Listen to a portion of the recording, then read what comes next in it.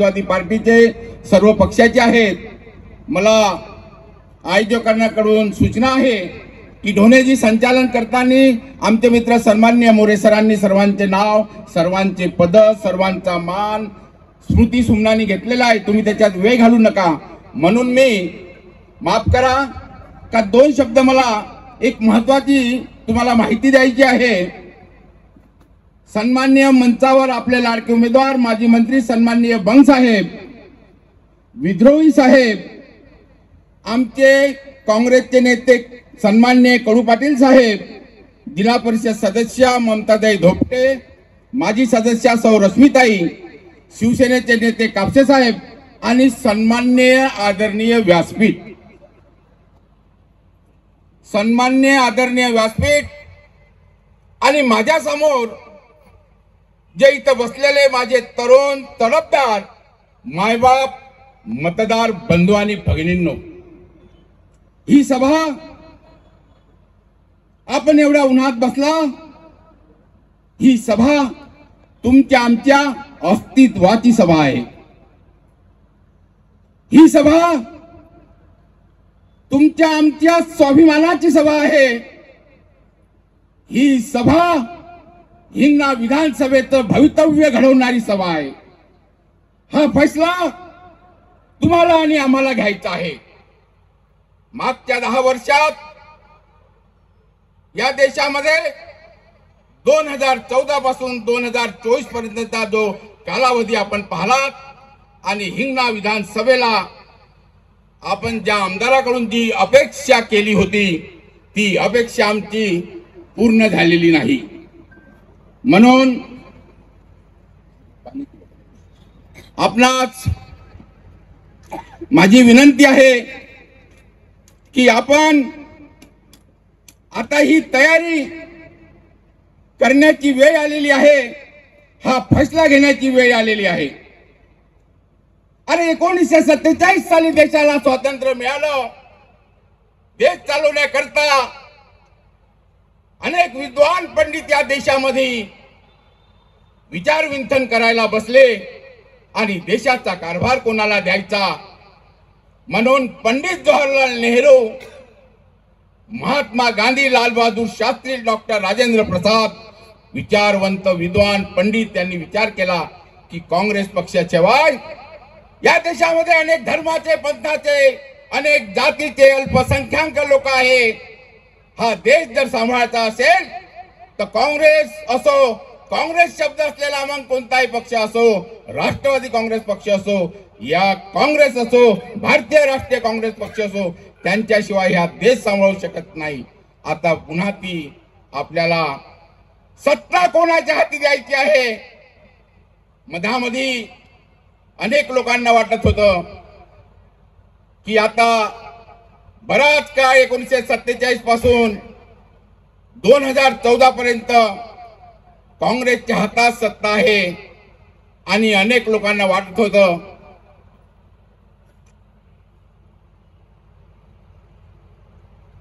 की नवीन तरुण मंडळी म्हणतात की बरेच वर्ष आपण सत्ता चालवली, आता आम्हाला सुद्धा सत्ता कशी असते चालून पाहू द्या।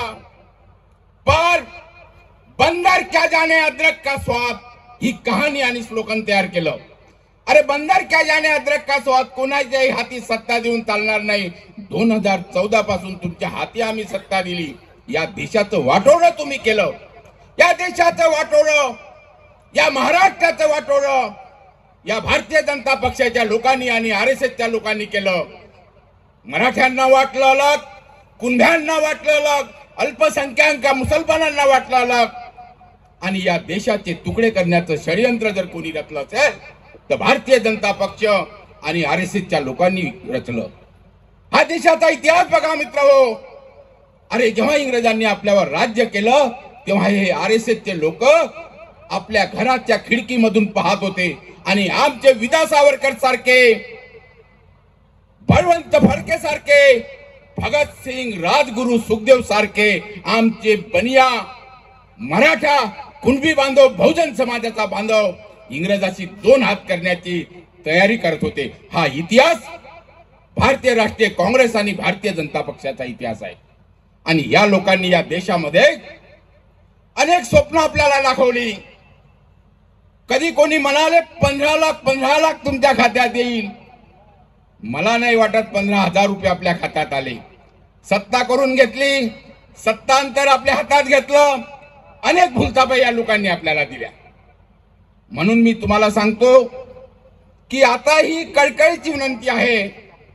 अनेक भूलथापा तुम्हाला हे लोक देतील, परंतु मागील 40 ते 50 वर्षाचा इतिहास सन्माननीय बंग साहेबाचा, ते कळमेश्वर मतदारसंघामध्ये माजी मंत्री आले, आम्ही त्यांना बघतो, आपण पाहतो. 15 वर्षापासून सत्ता मिळाली नाही तरी कोणी त्यांच्या दारात जरी गेला तरी तो प्रश्न बहुजनांचा सोडवल्याशिवाय शांत बसत नव्हते. आणि सन्माननीय मित्र हो, बंग साहेबांना विरोधी पक्षाचे लोक विचार करतात की आता साहेबांनी थांबून जायला होतं. बंग साहेबांनी थांबायला पाहिजे नव्हतं. या हिंगणा विधानसभेचा जर आपल्याला विकास करायचा असेल, इथं जर विकासाची गंगा आणायची असेल, इथं महत्वाच्या बेरोजगाराच्या लोकांच्या हाताला काम द्यायचं असेल आणि शेतकऱ्याचा ज्वलंत खताची किंमत तुम्ही पाहिली, इतिहास फार मोठा आहे. मेन मुद्द्यावर मी आघात घालील. शेतकऱ्याचा प्रश्न सोडवायचा असेल तर तो तळागाळापर्यंत पोहोचलेला असेल. आणि सन्माननीय बंग साहेब, आपला प्रत्येकाचा प्रश्न सोडवल्याशिवाय, ते तुम्हाला वेळ दिल्याशिवाय शांत बसत नाही. आणि तुम्ही तसली कोणीही कसलीही काळजी करू नका. मी त्यांच्या वतीनं आणि सन्माननीय सर्व काँग्रेस महाविकास आघाडीच्या वतीनं सांगतो की साहेबांनी एकदा आपण विधानसभेत पाठवा, ही कळकळीची आपण विनंती करतो. कारण का खरोखर आपल्याला आपल्या हिंगणा विधानसभेचा जर विकास करायचा असेल तर तुम्हाला आता नवीन चेहरा हवा असेल, अनुभवी चेहरा हवा असेल.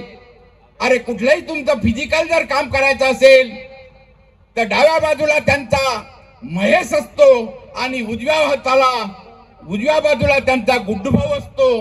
त्यांच्या मदतीला दोन्ही स्तंभ फिजिकली काम करायला असतो. त्याची काळजी आम्ही करायची गरज नाही. साहेबांनी एक आदेश दिला, प्रेमभाऊ सारखे, वसंतराव सारखे, संतोष सारखे, हर्षल सारखे, अविनाश सारखे, इन्क्लुडिंग मी स्वतः, आम्ही रात्रीचा दिवस करू, दिवसाची रात्र करू आणि वेळ पडली साहेब हाडाची काळ करू, रक्ताचं पाणी करू, पण हिंगणा विधानसभेत तुम्हाला भारी मतानं यावर्षी झेंडा फडकवल्याशिवाय या महाविकास आघाडीचा आता आम्ही शांत बसणार नाही.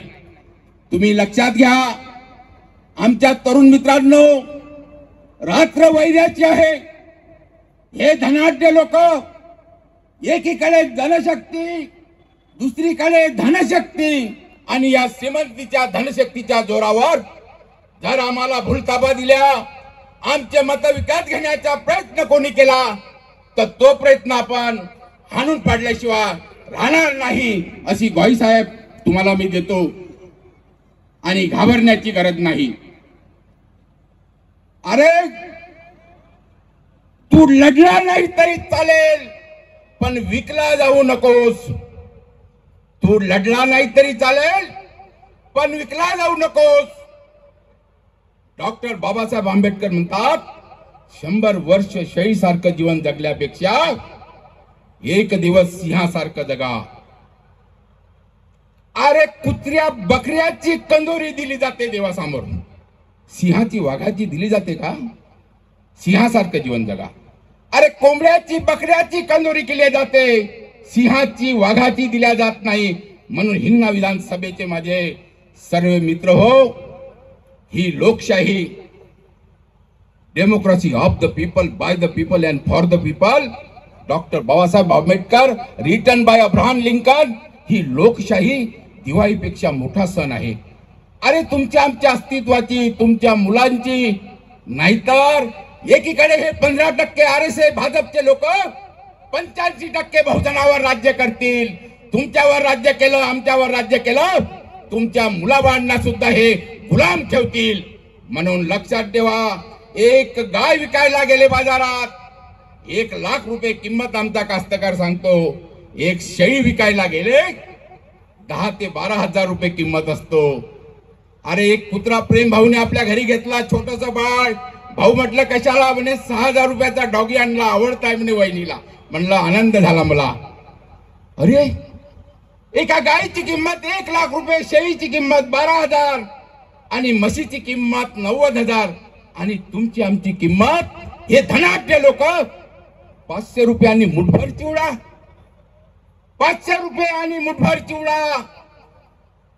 आणि या 500 रुपयासाठी, मुठभर चिवड्यासाठी आपण जे डॉक्टर बाबासाहेब आंबेडकरांनी 2 वर्ष 11 महिने 18 दिवस ब्रेकचा तुकडा खाऊन घटना लिहिली. दिवस कसा बुडाला, दिवस कशी निघाली, कशासाठी? आमच्या स्त्रियांना, आमच्या मायामतेला, आमच्या भगिनींना, तिला सती जाण्याची सवय या संस्कृतीमध्ये होती. हे सर्व कोणी काढलं? आणि या मुठभर चिवड्यासाठी, घोटभर दारूसाठी आपलं अमूल्य मत. अरे पहिले राजाच्या राणीच्या पोटातून राजा जन्माला येत होता, आता बंग साहेबांना विधानसभेत तुम्ही पाठवणार आहात. पाठवणार की नाही पाठवणार माझ्या आई बहिणी? हात वर करा. साहेब विजय नक्की आहे, लक्षात ठेवा.